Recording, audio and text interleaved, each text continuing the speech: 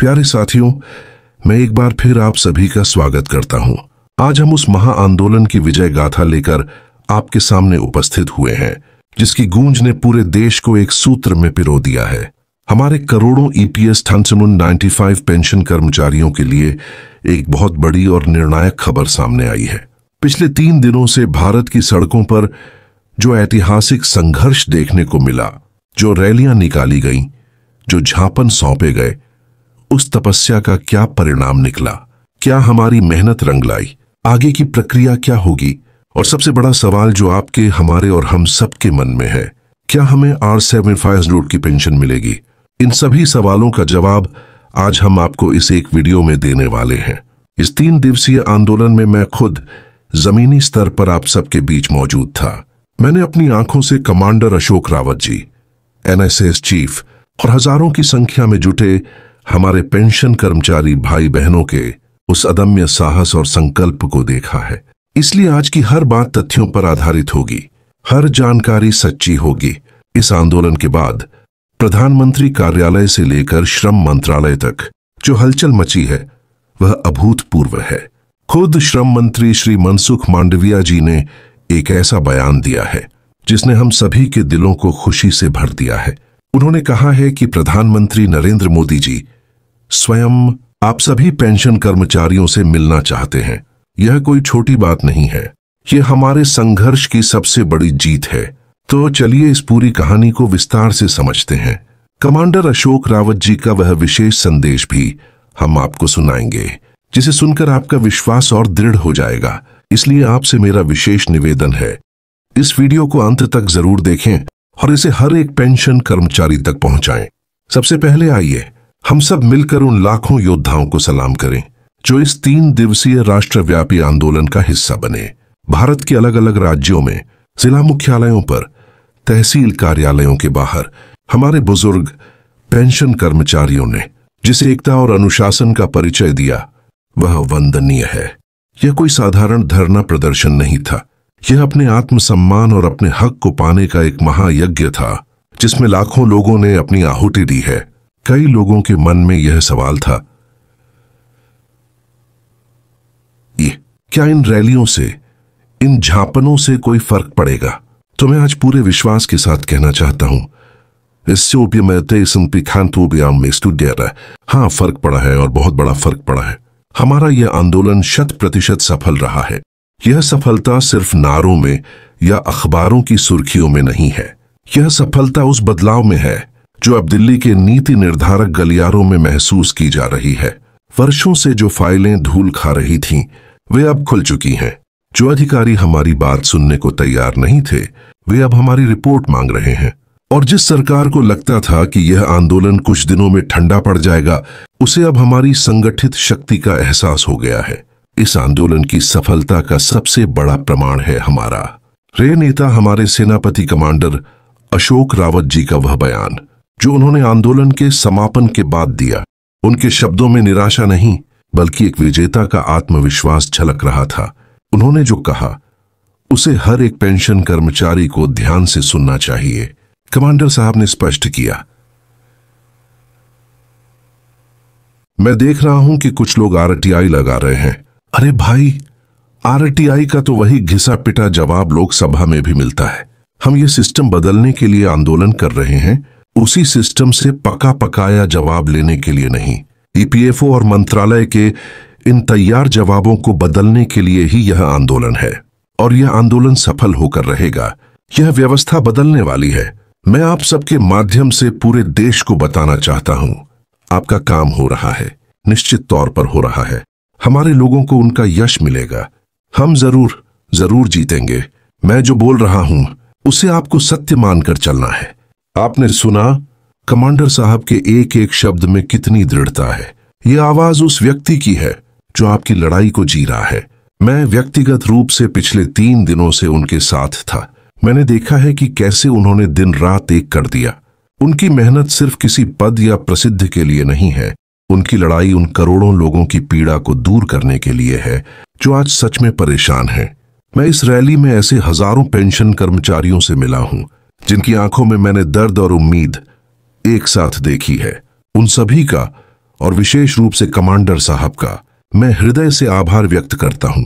अब आते हैं उस सबसे बड़ी खबर पर जिसने इस आंदोलन को एक नई दिशा दे दी है। आंदोलन के दबाव का ही नतीजा है कि श्रम मंत्री श्री मनसुख मांडविया जी ने एक ऐतिहासिक बयान दिया है। उन्होंने साफ तौर पर कहा है कि पेंशन कर्मचारियों की पेंशन बढ़ाने को लेकर वह प्रधानमंत्री जी से पहले ही चर्चा कर चुके हैं। प्रधानमंत्री जी के संज्ञान में यह पूरा मामला है और वह स्वयं इस समस्या का समाधान करने के इच्छुक हैं। श्रम मंत्री ने कहा है कि प्रधानमंत्री जी खुद आप सभी EPS 95 पेंशन कर्मचारियों से मुलाकात करना चाहते हैं।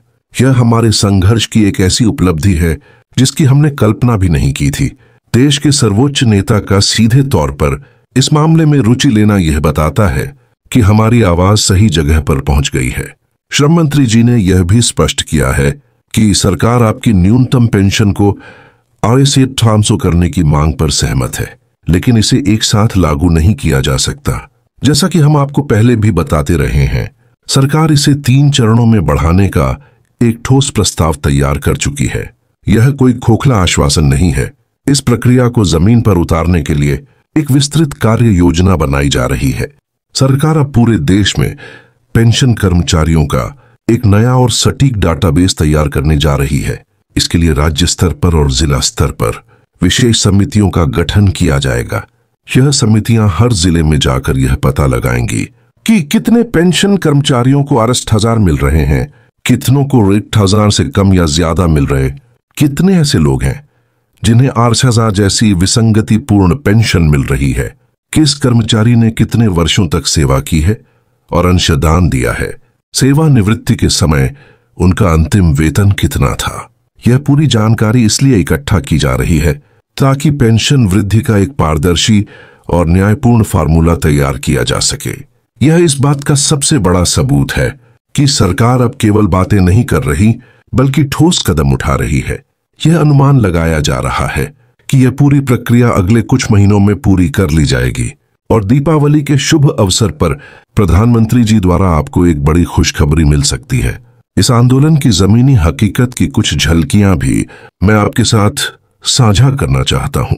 उत्तराखंड के हल्द्वानी से हमारे एक साथी श्री नरेंद्र जी ने हमें खबर भेजी है कि वहां SDM कोर्ट में पेंशनरों ने जोरदार प्रदर्शन किया और सांसद श्री अजय भट्ट जी की आवाज पर जाकर अपनी 6 सूत्रीय मांगों का ज्ञापन सौंपा। उस ज्ञापन में बताया गया कि दशकों की सेवा के बाद भी आज देश में औसत मासिक पेंशन मात्र 870 है, जो कि सरासर अन्याय है। हम नरेंद्र जी जैसे जागरूक साथियों का धन्यवाद करते हैं जो हम तक अपने क्षेत्र की खबरें पहुंचाते हैं। यदि आपके क्षेत्र में भी ऐसा कोई कार्यक्रम हुआ है तो उसकी जानकारी और तस्वीरें हमें जरूर भेजें। यह आंदोलन किसी एक शहर या राज्य का नहीं बल्कि पूरे भारत का था। अरुणाचल प्रदेश से लेकर महाराष्ट्र तक, नागालैंड से लेकर तमिलनाडु तक,